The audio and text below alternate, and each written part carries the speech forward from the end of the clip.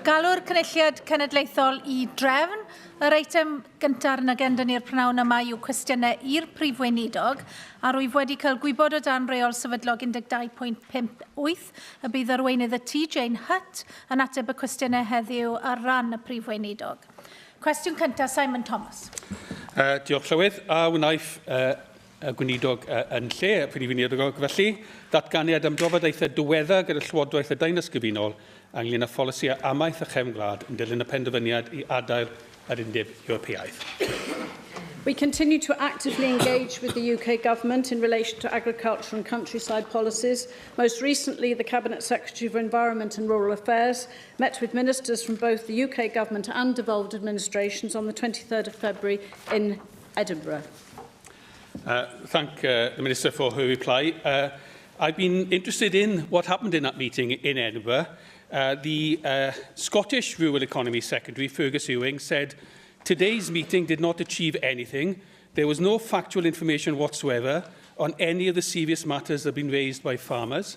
Rosanna Cunningham, who was the Environment Secretary in Scotland, said the meeting had been a deflection at the meeting by Andrea Leadsom whenever the devolution issue was raised. And Scotland's Brexit Minister, Mike Russell, said that Andrea Leadsom may have been at a different meeting than everyone else.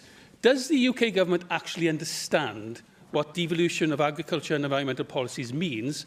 And is the Minister in place of the First Minister able to give assurances that the Welsh Government will not allow any land grab of our devolved policies by the UK Government? Well, I can certainly assure Simon Thomas of that. And of course, as he would agree with me and the Welsh Government in relation to the future of agriculture and environment policy in Wales, as a government, we've been extensively engaging with stakeholders for the last 6 months through our roundtable meetings on the implication of exiting the European Union. We've underlined how essential it is that devolved administrations play a full part in discussions to ensure any negotiating position reflects the collective position of the UK as a whole. And of course, the Cabinet Secretary for Finance and Local Government only attended the EU Joint Committee Council only 10 days ago, with the colleagues, of course, from Scottish Government and Northern Ireland devolved administration. Jenny Rathbone. The health experts are now telling us that we shouldn't just eat 5 a day, but we need to eat 10 a day if we want to live a long life. And I just wondered what discussions that have been had around food security in the light, particularly of the reduction in the value of the pound, and particularly in relation to making us more self-sufficient across the UK in the production of fruit and vegetables. And I wondered whether that has been at all discussed in these UK negotiations. Well, this is crucially important, and of course we have got our action plan for the food and drink industry, working closely with food security and food safety stakeholders, partners, to sustain and enhance the food production base in Wales, actively working with the industry, and that's about improving resilience, productivity, competitiveness of food and farming businesses, adding value to our supply chains. And clearly, the food production does put us at a competitive advantage for Wales, ideally suited, of course, in terms of increasing the variety of food products, but also looking to our own needs. And that's where Wales's farming businesses make a critical contribution to safeguarding the UK's food security. Paul Davies. Diolch Llywydd. Arweinydd y tîm, mae'r ysgrifennydd cabinet sy'n gyfrifol am amaethyddiaeth wedi dweud gall fframwaith amaethyddol ar lefel y Deyrnas Unedig fod yn briodol. Felly yn sgil hyn, gallwch chi ddweud wrthyn ni pa fath o fframwaith hoffer Llywodraeth Weld yn cael ei chyflwyno, a gallwch chi ddweud wrthyn ni beth yw nod Llywodraeth Cymru pan ddawi i'r fath fframwaith? Well, we will play an active part in developing frameworks with the UK Government and also with the other devolved nations. I think we need to look at where UK frameworks and structures are needed to replace those currently set by the EU. But we see these as being collectively developed and agreed. That's crucially important, collectively developed and agreed, and not imposed. And most importantly, there must be an independent arbitration mechanism to resolve disputes over interpretation. Cwestiwn 2, Lee Waters. Diolch, Llywydd. Secretary, the Library of Wales series, thanks to Welsh Government investment... You need to ask the question on the order paper. Ask the question. would the Minister tell us how the Library of Wales series is being promoted in schools? The Welsh Government continues to fund the Library of Wales series through the Welsh Books Council. As part of our aim to promote the series, gift sets of 1 copy of each title are being sent to all secondary schools, colleges and library authorities when new titles are published. Thank you very much. Thanks to the Welsh Government investment of some £600,000 over the last 10 years, 46 important literary works are now back in print in English. The two recent books, Ride the White Stallion and Farewell Innocence by Llanelli-born author William Glyn Jones, are an impressive addition to that canon. Just before the recess, John Gower and I held an event in Coleg Sir Gar where we discussed these books with local sixth form students. Having invested so much in these titles, it's vital now that local people get to know about these works, about these communities. And John Gower is of the very firm view that every community in Wales has a title within this series that can tell them something about their community and about their past to help us reflect on our common heritage. So I think I'd welcome any further initiatives to make sure that schools and colleges make use of the copies they now have so we can reflect on this important investment. Well, I'm glad that the member for Llanelli has drawn attention to that most interesting, I'm sure, visit with John Gower, and also draw attention to the fact that Llanelli author William Glyn Jones is featured in the new series. It is important that this isn't just gift sets going to schools. Clearly, those books have to be used widely. They need to be borrowed, read, shared, discussed throughout schools, libraries and colleges. And I think, as the member has said, the fact that we've brought this new generation of series to readers, 46 titles being published, is vitally important. But it actually is also crucial that we see this as part of developing our world-class education system, geared to equipping our children and young people to thrive amid the challenges of the 21st century. Darren Miller. Also is Cabinet Secretary, whilst I welcome the continued commitment to the National Wales series, are you aware of the report which was published last week, which talked about the reading trends and reading ability of pupils across the UK? In that particular report, it demonstrated that Wales had seen a slump in reading ages, so that actually in terms of the situation against chronicle age, pupils in secondary schools are a full year behind on average than their actual chronological ages. And I wonder what action the Welsh Government is going to take to address this particular problem in terms of addressing these reading ages in our secondary schools. Well, in March, of course, we published our National Literacy and Numeracy Programme, and that plan does give a very clear vision of our strategy for literacy and numeracy going forward. It ensures that there's significant ongoing support for literacy and numeracy across the curriculum. And Estin's 2015 annual report showed that standards are improving in Wales, and we will work to maintain that momentum. Cwestiynau nawr gan arweinwyr y pleidiau. Arweinydd y Ceidwadwyr Cymreig, Andrew R.T. Davies. Thank you, Presiding Officer. Leader of the House, we were all horrified by the story about Ellie Mae Clark's death over the weekend and the tragedy that led up to the sequence of events that her mother obviously went to the GP's surgery, ultimately sought the appointment, and given the medical history of little Ellie, should have been seen by the GP. No right-minded person could fail to be horrified by what led to those tragic events. I'd be grateful to understand what the Welsh Government is doing, and I'm not blaming the Welsh Government here. What I'm saying is, as the Government of Wales, and this happened in Wales, what is the Welsh Government doing to work with the regulator to address the matters that were raised in the report that looked into this incident? Well, I thank Andrew R.T. Davies for that question, because we are all aware here today of the tragic death of Ellie Mae, and my thoughts are with her family at this difficult time. It is a professional regulatory matter for the GMC, who oversee such cases at the UK level, as the leader of the Welsh Conservatives will recognise. And as you've acknowledged, it's what role can we play? It would be inappropriate for Welsh Government to intervene. But I do think we have to say that from our understanding, the GMC's investigation of the GP's actions underlines the need for high standards of care to be delivered at all times. I'm also aware that the coroner is now investigating and an inquest is due to be held. Leader of the House, it is quite clear that if the Mail on Sunday hadn't undertaken its investigation, this report would have been buried in the deep recesses of the GMC report and wouldn't have come to light. And we owe the Mail on Sunday a great debt of gratitude because they have informed the family of the outcome, because as I understand it, the family had not been informed of the outcome of the investigation. But it cannot be right that when you look at these circumstances, these types of investigations are conducted behind closed doors, and that the family and those concerned with these matters are not fully informed of the process and the outcome. Do you believe, like me, Leader of the House, that the GMC's procedures in these matters leave a lot to be required and addressed and are not fit for purpose?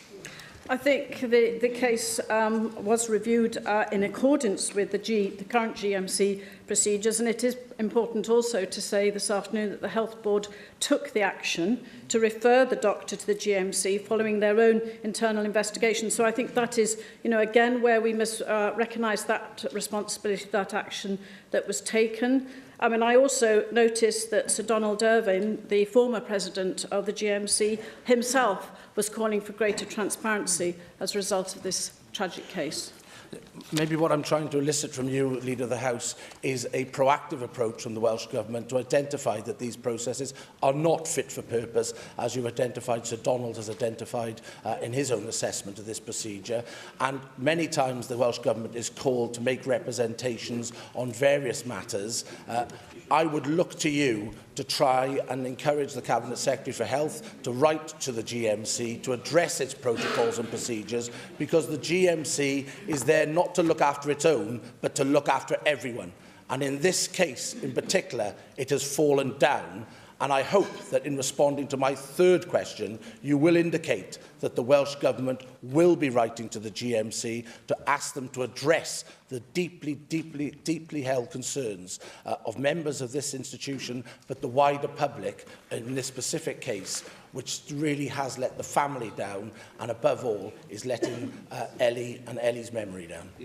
Well, the Cabinet Secretary for Health and Wellbeing is certainly going to be looking at this case in terms of the GMC and the role and procedures. But I think it is important that you put your point on the record today, and I'm sure that those points can be made and will be made across this chamber. Arweinydd Plaid Cymru, Leanne Wood. Diolch Llywydd. Leader of the House, you'll be aware that over the past few years I've pressed the First Minister on the question of widening access for drugs and treatments in Wales. Today we've got some people in the public gallery who are living with multiple sclerosis, and I'd like to welcome them to the Senedd. They've asked me to take forward an issue that is of utmost importance to their quality of life.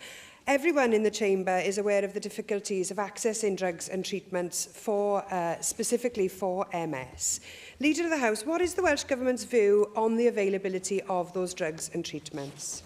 Well, there's clearly opportunity now as a result of the discussions that we've had to look very carefully at the opportunities for those drugs to be made available. And of course, this is part of the way forward in terms of the review of the prescribing of those drugs. Thank you, Leader of the House. We know that Wales was the first country in the UK to approve Sativex, which is a cannabis-based drug, and that was approved back in 2014. And the evidence from patients who were prescribed Sativex is consistent and clear. It's effective, it reduces pain, it reduces spasms, but access to the drug is patchy. A survey for the MS Society found that only 1% of people who said they were eligible for Sativex actually had access to it. And the survey also suggests that the number of people living with MS who take disease-modifying therapies appears to be lower than in Scotland or England. There's a real concern that other new drugs and treatments coming through the system will be equally as difficult to access. If you accept that there is a patchy availability of these drugs and that is a major obstacle to the quality of life for citizens in Wales, what resources is the Welsh Government prepared to allocate to the infrastructure around MS nursing and neurology, in order to help patients get the support that they need?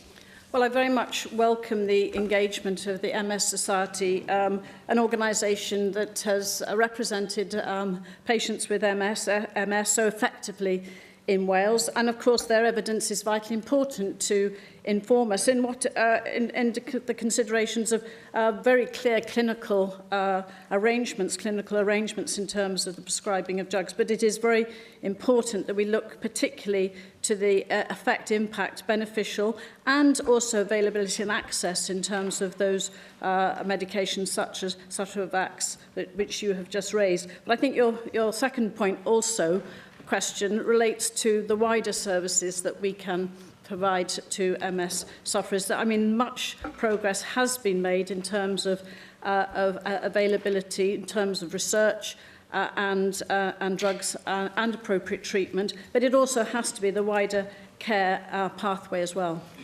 Well, I very much hope that we do see extra resources for this Leader of the House. The lack of availability of Sativex has led people to pursue alternatives of their own. I recently met with a 64-year-old woman from Cwmbran who has primary progressive MS.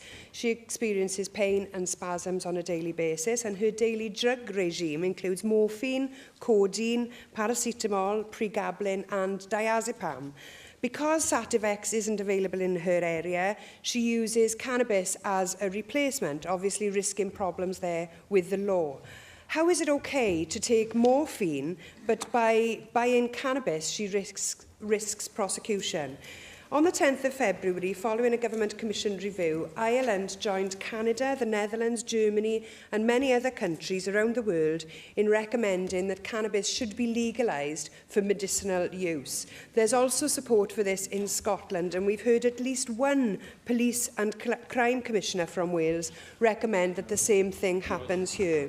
Will the Welsh Government follow our Irish and Scottish counterparts and advocate the decriminalisation of cannabis to relieve the symptoms of multiple sclerosis and other conditions? Well, what I would like to do is to ensure that we can make those medications, those drugs available, such as Sativex, which obviously has proven benefits. I certainly would want to ensure, from your questions today, Leader of Plaid Cymru, that we look very carefully at access and availability of those proven clinically beneficial medications for people with MS in Wales. Arweinydd Grŵp UKIP, Neil Hamilton. Diolch. 2 weeks ago at First Minister's Questions, the Leader of Plaid Cymru raised the dispute that's going on in Llangennech over the conversion of their primary schools from bilingual to Welsh medium instruction only, and described the atmosphere in the village as toxic. And the First Minister appealed for calm. Since then, the Leader of Plaid Cymru has interpreted calmness in a rather unusual way. Plaid Cymru have set their internet trolls upon the activists who want to maintain dual stream education in Llangennech and have twisted innocent Facebook posts in an attempted character assassination of their opponents. Jonathan Edwards, the Member of Parliament for Carmarthen East, supported by the Leader of Plaid Cymru, has engaged in a public campaign of intimidation of one of those activists for having the temerity to seek my help as one of their AMs in the fight against Plaid Cymru intolerance. And indeed, the Leader of Plaid Cymru has even published on her Facebook page a photograph of one of them, following which this lady has been verbally abused in the street and spat at. As Leader of the House, will you defend our collective rights as members in this Assembly, as representatives of the people of Wales, to seek redress of grievances on behalf of all our constituents, regardless of their political views, and condemn the attack on the constitutional right of all my constituents to seek my help on the future education of their children? Well, I have to say I'm a bit concerned that the Leader of UKIP is not helping to reduce the toxic situation. In fact, he may be that has been described. And I think this is something where, you know, in terms of our responsibilities, indeed your responsibilities, we must be very clear here. And perhaps the Leader of UKIP needs to be reminded of this. that the Welsh Government can't comment on any proposals for change that are under consideration by a local authority. And it is the responsibility for the local authorities for the planning of school places. It rests with them. Yeah, I fully accept that. But the process by which the decision was arrived at in Carmarthenshire County Council has wider implications and calls for change in legislation. There was a consultation exercise which was carried out, which was a complete sham. There was 1,418 responses. 698 responses were in support of the proposal. 720 were against it. But one of the responses against had 757 signatures, and that was regarded as one vote out of the 1,418. You don't have to provide an address or a postcode if you respond to any to the consultation. 27 of these were anyway anonymous. There wasn't even a name. In these circumstances, given that there is clearly a very substantial opposition within the catchment area of the school to the imposition of Welsh medium-only instruction, surely there is a case here for a stay in the proceedings whilst we consider whether this change, which in the longer term may well be desirable, should be brought in so as to take public opinion with us rather than to fight it. Well, I mean, you know, these are, as I've said, matters for Carmarthenshire Council. As a government, we're supportive of the Welsh language. We want to see an extension of Welsh medium education, more children involved in it. It is for Carmarthenshire Council to justify the decisions that it takes. Clearly sensitive to the fact that local authorities must comply with the School Standards and Organisation Wales Act 2013 and the Code, and look at the range of factors when proposing change. It is certainly true that they must comply with the legislation, but they can comply with the letter of the law whilst wholly ignoring its spirit, and that is exactly what has happened in this case. There hasn't been a consultation, there's been a non-consultation because the decision was arrived at even before the consultation exercise was begun. Is it not time now for Carmarthenshire County Council to have a proper consultation exercise, which is independently conducted of all those within the catchment area of Llangennech alone, and ignoring the responses which have nothing to do with the area which is most concerned? It's again, I have to say, Llywydd, it's not a matter for Welsh Government to intervene. Of course, it's important that any local authority does take into account the views of those who live locally, and indeed the consultation was held between 28th of January 2016 and 18th of March, to which there were 267 responses. It is now for us to let the process progress in terms of the legislation, the School Standards Act 2013 and the School Organisation Code. Question 3, Dawn Bowden. Diolch, Llywydd. Will the Cabinet Secretary please make a statement on the Welsh Government's support for start-up business? We continue to provide support for start-up businesses through the Business Wales service, and we encourage business start-up from a young age through our Big Ideas campaign. Thank you for your response, Cabinet Secretary. Last week, I met with representatives from Merthyr Borough Council, County Borough Council and Tydfil Training to talk about the support that they give to new businesses starting up in the Merthyr area, and in particular their Town Centre Enterprise Development Initiative operating at the Merthyr Tydfil Enterprise Centre. One of their successes is the Meanwhile Use programme, which uses Viable and Vibrant Places funding. And under that scheme, the Enterprise Centre encourages local landlords with vacant properties to let them out to new businesses, and potential start-up businesses are supported with payments of the rental on the property for an agreed period. Now, that enables new enterprises to test out and amend their business models based on working experience, and allows the landlord to realise the potential benefit of letting out vacant premises for business development. This has enabled 7 new businesses to start up in vacant premises in the town centre. Additionally, through the EFFECT programme, the Merthyr Tydfil Enterprise Centre has given support to around 170 businesses in the area, creating 51 jobs and safeguarding a further 151 jobs.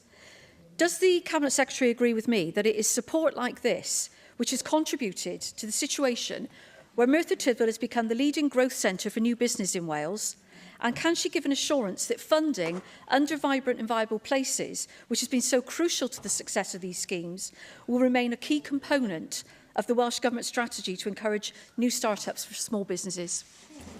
Well, Dawn Bowden does illustrate a very good constructive way in which we have been able to invest the Vibrant and Viable Places investment regeneration programme in Merthyr Tydfil, obviously in partnership with the local authority and other partners. And I think in terms of the way forward, this is a flagship regeneration programme, over 124 million of capital funding to support regeneration activities in 18 areas across Wales, and forecasting that the programme will deliver more than 2,000 jobs, support 9,000 people into work, lever in 300 million in additional investment. So this, of course, now takes us forward with regards to the future, particularly of the capital regeneration programme, as the current funding round draws to a close in March. Russell George.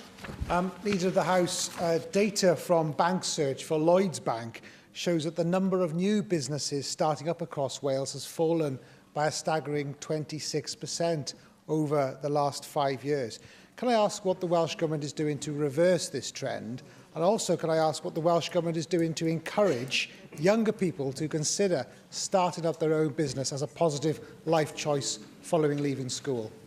Well, I don't know where those figures that Russell George quotes this afternoon are emanating from in terms of the evidence, but I would like to put the record straight that the latest data shows that the number of business births in Wales has grown every year since the financial crisis, and in 2015 reached a record high of 11,525. I'm sure Russell George would agree with me that these results are extremely encouraging, and they demonstrate a climate in Wales where businesses are confident to start, grow and thrive. Adam Price. A group of London-based investors, Accelerate Me, are looking to create a new fund with 4 million of their own money, hopefully backed by 6 million of Welsh government money, to back Welsh startups and create a homegrown version of the highly successful startup Chile Accelerator programme. Does the Leader of the House agree that this kind of approach, supporting indigenous business and connecting them with external capital and knowledge, should be at the heart of the Welsh Government's new economic strategy? And on that basis, would she urge her Cabinet colleagues to meet with the proposers of the idea?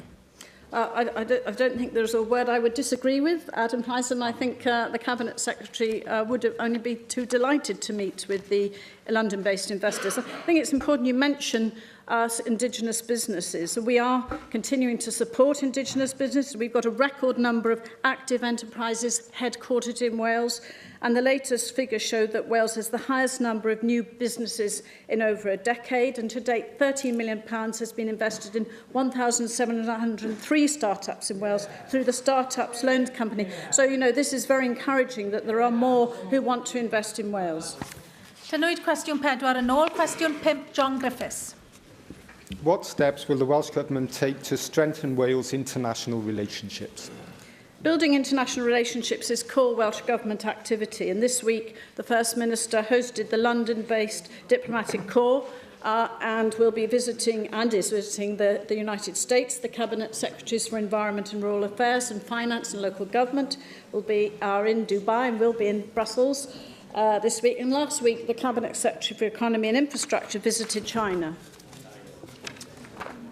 Thank you for that. Cabinet Secretary, the European Union is a great economic, social and political force in the world, and leaving the European Union threatens to greatly diminish the standing of Wales and the UK in the world.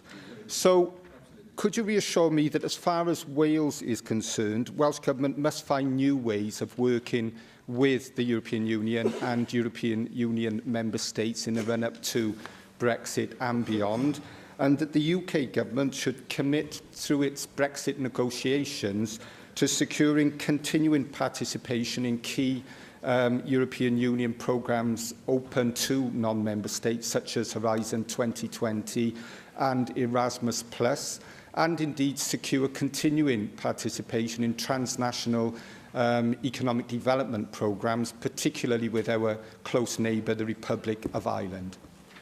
I thank John Griffiths for that question, because we make it very clear in our white paper, Securing Wales's Future.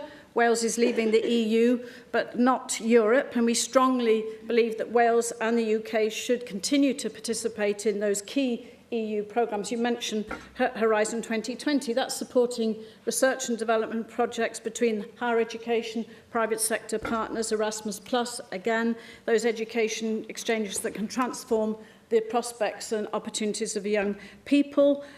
We want to see a far-reaching and far clearer commitment from the UK government to securing this outcome from the Brexit negotiations. And of course, they form part of the negotiations which Cabinet Secretaries are engaged with. But you also mentioned Ireland. That is also crucially important, because we have the Ireland-Wales programme, the directly managed programme, which we are responsible for, which also includes a number of very important R&D projects and indeed projects and initiatives that can improve and constructively help Wales as well as Ireland.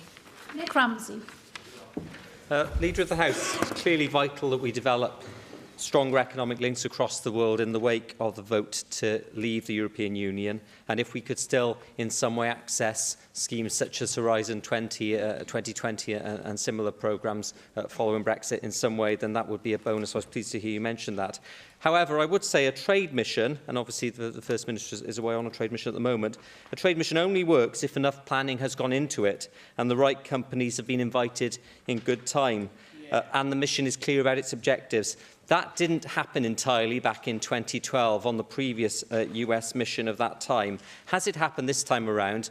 Who is on that mission with the First Minister, and have they been given adequate preparation time? Well, I'm disappointed that you speak of trade missions disparagingly and don't welcome the trade missions. For example, I will go on to your point about the US trade mission, but I mean, last week, I'm sure you would welcome the fact that the Cabinet Secretary, Ken Skates, actually had an important visit to China.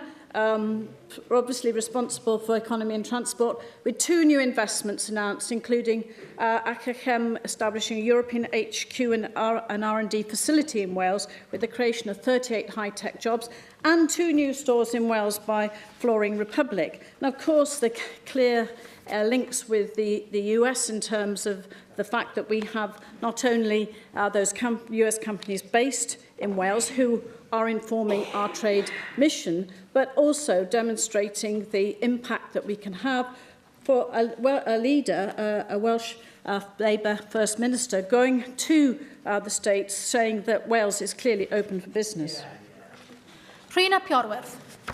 Diolch Llywydd. Fel cadeirydd grŵp trawsbleidiol Cymru rhyngwladol, mae wedi bod yn dda gweld consensws yn datblygu ar draws y pleidiau ynglyn â'r angen i ddatblygu y berthynas a datblygu potensial cysylltiadau clos rhwng Cymru a'i diaspora.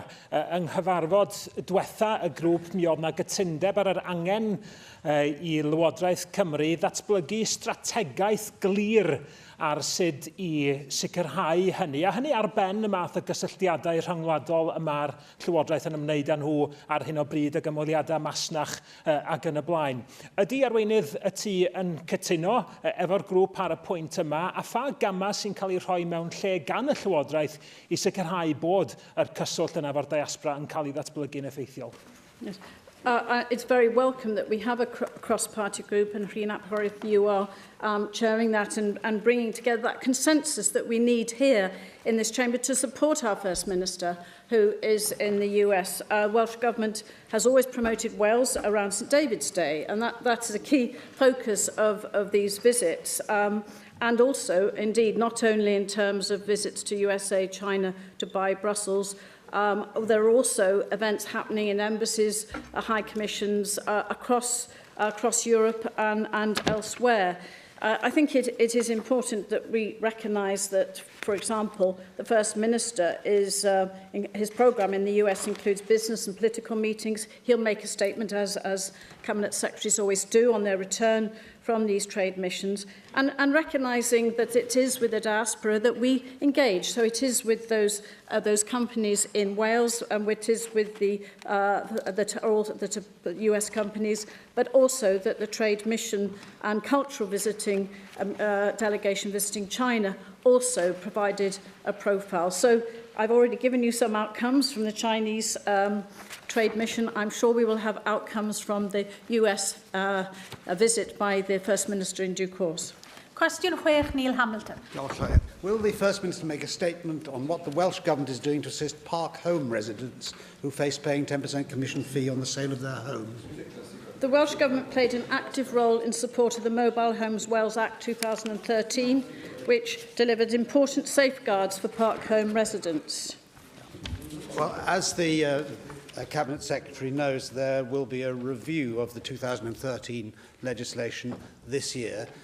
Will the Welsh Government be contributing to that? And will the Welsh Government intend to do anything about this 10% commission, which is compulsorily extracted from those who want to sell their homes, in exchange for which mobile home park owners do absolutely nothing, because since the 2013 Act, they have no role whatsoever in the sale of these mobile homes. It's a significant inhibition upon people from selling their homes, especially if, as is usually the case, they tend to be elderly and on low incomes. It's a significant problem. I appreciate that Neil Hamilton wasn't here during the session when we supported, and the Welsh Government supported, the mobile homes legislation presented by Peter Black. It then became the Mobile Homes Wales Act 2013, which you referred to. I just need to remind the member that this legislation consolidates previous legislation relating to park or residential mobile homes. It goes much further than comparative legislation in England. For example, we required all sites to be relicensed, and I'm sure you would welcome that, and for site managers to pass a fit and proper person test. But subsequent to that, the Welsh Government did commission an independent review of the economics of the park home industry in 2015. The report has been published, and clearly the Cabinet Secretary is looking at that and the options. David Melding. Leader of the House, I think it's very important that we have a system that is transparent and fairly reflects the costs that site owners have, and also the ability for people who are the residents of mobile homes to have a knowledge of what those costs are and to challenge them if necessary. At the moment, it is very opaque and it seems very unfair. And in terms of where the power is, it's loaded against the mobile home owners.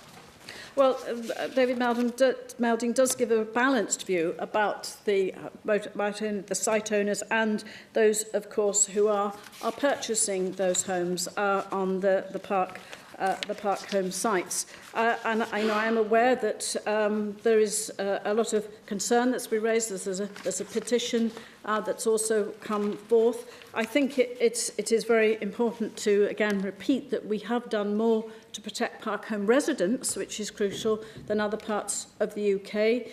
All park home sites in Wales have had to apply for a new licence, and I've said also about the fit and proper person test. And we've allowed time for a stricter regulatory regime resulting from the Mobile Homes Wales Act, which, again, I'm glad to say was supported by the whole Assembly as it came through. And, in fact, I remember Peter Black was congratulated by Mark Isherwood when the bill went through. But we must clearly look at the points that have been raised this afternoon, and that's what the Cabinet Secretary is doing. Bethan Jenkins. The majority of park home residents in Wales, as has been mentioned, are over the age of 55, and the most recent reports suggest that they're an average of 71 years old. And the vast majority of these residents don't envisage leaving or selling their homes in the foreseeable future. Will you therefore agree with me that increases in pitch fees to cover losses incurred by park owners, which would result from the abolition or reduction of sales commissions, is not a good long-term solution? And what considerations has your government given to this? The report, the independent report, didn't actually recommend the removal of the commission rate, but the Cabinet Secretary obviously is looking at the recommendations of the report. He's not bound by them. He's considering a range of options on whether further action is merited. Cwestiwn 7, Dai Lloyd. Diolch yn fawr, Llywydd. A wnaeth y Prif Weinidog ddatganiad am gynlluniau teithio rhatach. Our concessionary bus travel scheme is hugely popular, with some 760,000 older or disabled pass holders resident in Wales. And we're also continuing to support the existing discounted bus travel arrangements for 16, 17 and 18-year-olds throughout Wales, while we design a different scheme over the coming months. Diolch yn fawr am yr ateb yna. Ac yn bellach i hynna, yn naturiol, mae yna bryder wedi bod yn enwedig ymysg pobl ifanc a draws Cymru yn dilyn yr ansicrwydd yna. Da chi wedi olrhain yn barod o amgylch cynllun My Travel Pass. Felly o'n i'n falch i glywed datganiad yr ysgrifennydd Cabinet dros eilwaith wrthos dwytha. Yn sôn bod y Llywodraeth wedi ymrwymo i greu cynllun tebyg, fel da chi wedi sôn, i annog pobl ifanc i ddefnyddio buses. Nawr, mae angen sicrwydd yn y maes, felly pryd allwn ni ddisgwyl i'r ymgynghoriad ar y cynllun newydd yma i ddechrau? Well, as you say, the Cabinet Secretary for Economy and Transport did issue a written statement on the 21st of February. He outlined his plans for the future of young persons' discounted bus travel. We've agreed with local authorities and the bus industry that the existing discounted travel arrangements will continue. As I said in answer to your first question, we've accepted the Confederation of Passenger Transport's offer to come forward with proposals for a new marketing campaign, because we know we needed to increase the uptake and use of passes. But we intend to launch a new travel pass from 2018. We'll be consulting over the summer. Russell George. Leader of the House, can I ask what assurances you can give that in the preparation for the end of the current funding agreement on concessionary fares next year, discussions with the bus industry and with local authorities will begin in plenty of time so that the stability of the scheme is maintained? I think in terms of the commitment we've made to concessionary bus fares over the years, the fact that we're estimating that local authorities will reimburse pass operators in 2016-17 between 65 million and 70 million, including £10 million from their own budgets for carrying older and disabled pass holders for free. We're continuing, of course, with a scheme for young people, and clearly this is an important plank of our Welsh Government, Labour Government's programme for government. Gareth Bennett. We had a petition delivered to the Assembly last year by a pupil at Treorchy Comprehensive in the Rhondda.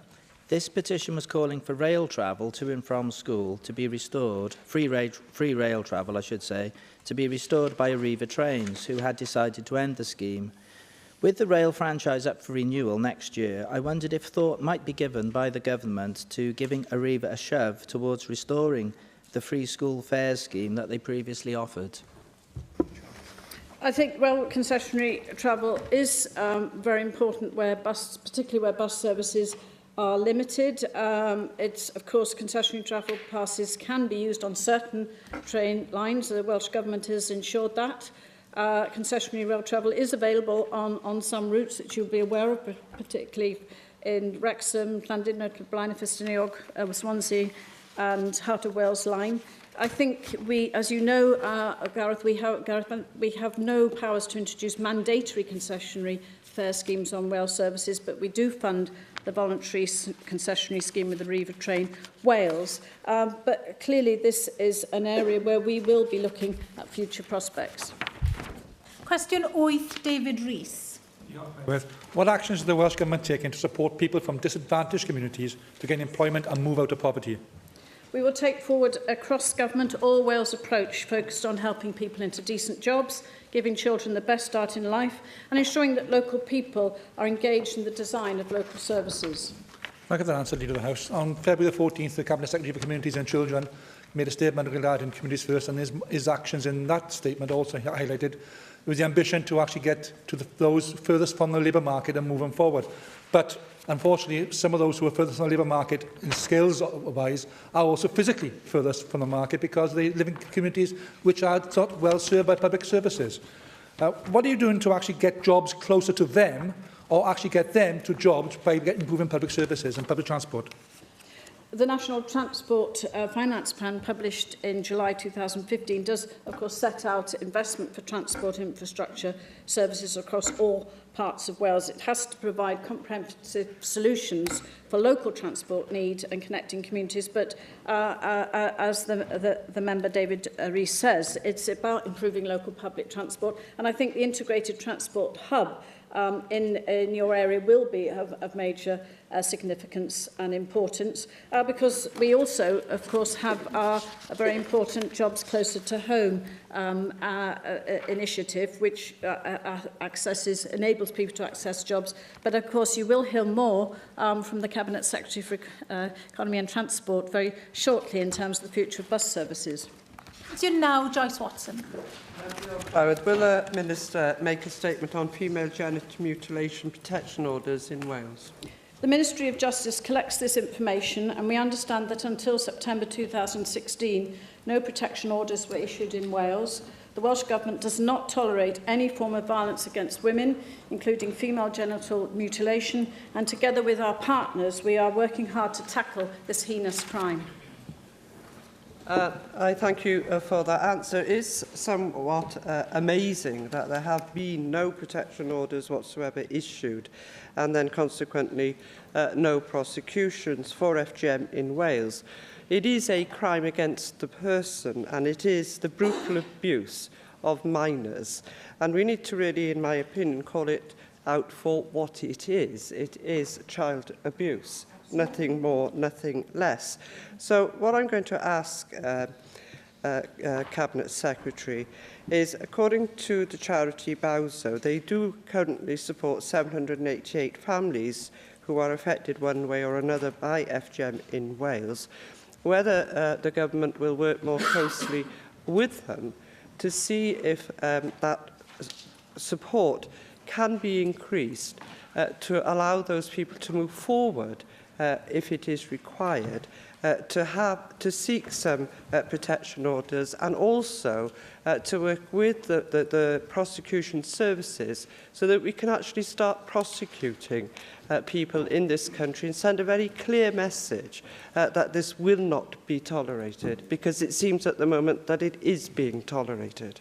Well, I thank Joyce Watson for the leadership she has taken in terms of addressing this, and indeed also I thank Jenny Rathbone, who chaired a recent event which was attended by many members here today, and Bowso was involved in that. It's crucial that we enable and support our All Wales Honour-Based Violence Leadership Group. That's about data collection. It's about ensuring that we have FGM safeguarding leads in all our health boards. It's ensuring that we develop an effective FGM care pathway for Wales, so we can have referrals into primary healthcare or third sector provision. Public Health Wales is revising and updating NHS Wales's safeguarding training. And also, we have the Social Services and Wellbeing Act strengthening safeguarding procedures in Wales. All of this, of course, will lead to the point where we feel that mandatory reporting and the ability to take things forward to protection orders will be much more easily facilitated. Diolch I arweinydd y tŷ. Pwynt o